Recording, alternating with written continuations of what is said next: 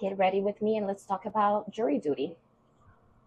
You guys, as a housekeeping matter, I started my first get ready with me video without one drop of makeup, but you live and learn. So this time we're starting with foundation on because it is 7:20 in the morning. My face is probably puffy. I still look crazy with these on, but I said we're gonna start the people with some foundation on. They don't have to see my face, you know, looking scary. So a friend of mine got summoned to be on a jury very soon, and he got the little thing on the mail, which is very nice. I have to say, I had never seen one. I've never been called to jury duty.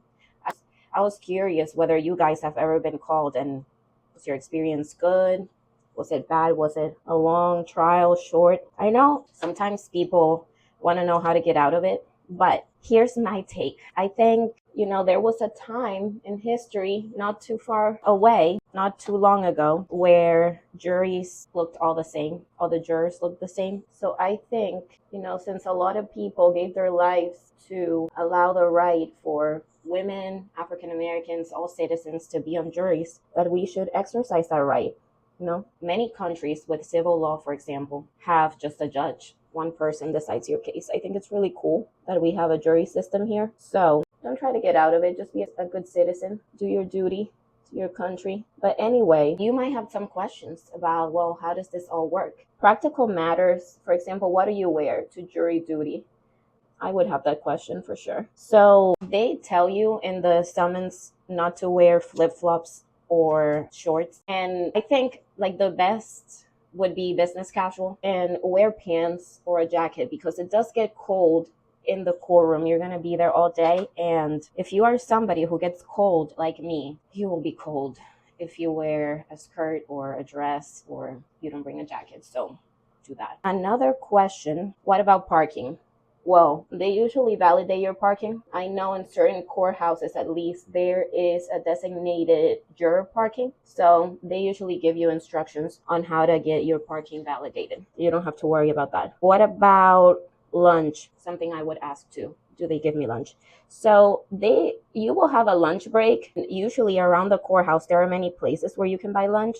Sometimes if the jury is deliberating, deciding the case, and it's taking a long time, the parties in the case, the people involved in the case, like the lawyers and the plaintiff, the defendant, or whatever, they will buy the jury pizza or something. They won't let you starve. So another question is, very important question that people ask is, will I get paid? And the answer is, it depends on your employment situation, right? In Florida, generally, employers are not required to pay for jury duty, but some do. There are some local ordinances that may vary, so check that. And then like I said, you might get $15 a day, and depending on how long the trial is, then it could be more. So it's a performance. Trials are, real things, of course, but you get to hear all this evidence. Sometimes there's demonstratives like videos or graphics, there's expert testimony. A lot of cases are very interesting.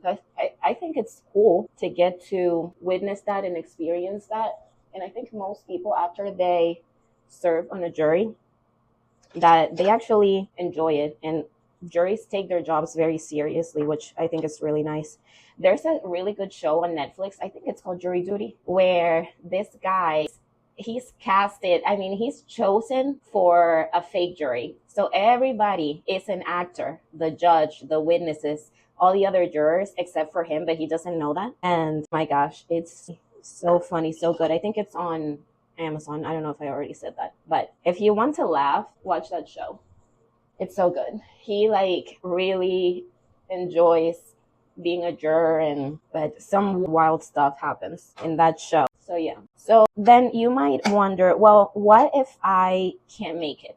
What if I have a conflict? What if I have something to do and I cannot be there for 3 days, for a week, for whatever? Well, there are reasons why you might get excused. For example, if you've just had a baby and you're taking care of your baby and breastfeeding and all of that, you can say that to the judge.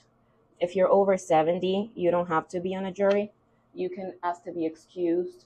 If you are a full-time student and you're between 18 and 21. You can say, you have class. And usually judges will, and it all depends on the judge and everything, but judges are usually pretty good about jurors and, their own particular situation. If you, let's say you have a surgery, a medical procedure that you scheduled and it falls during the period of the trial, you can say that to the judge, and they're usually pretty sympathetic, right? If you're a caretaker for somebody, that too, you're the only person, you have kids, you're the only person who's there for them, things like that. Or maybe even you have a vacation you already pre-planned for a while, you have flights and all that stuff. So there's usually at the beginning a moment where the judge will ask, is there any reason why you cannot serve? And you might be excused if you have a conflict. But there's obviously, if you don't have any conflicts, you don't have any issues, and the case moves forward,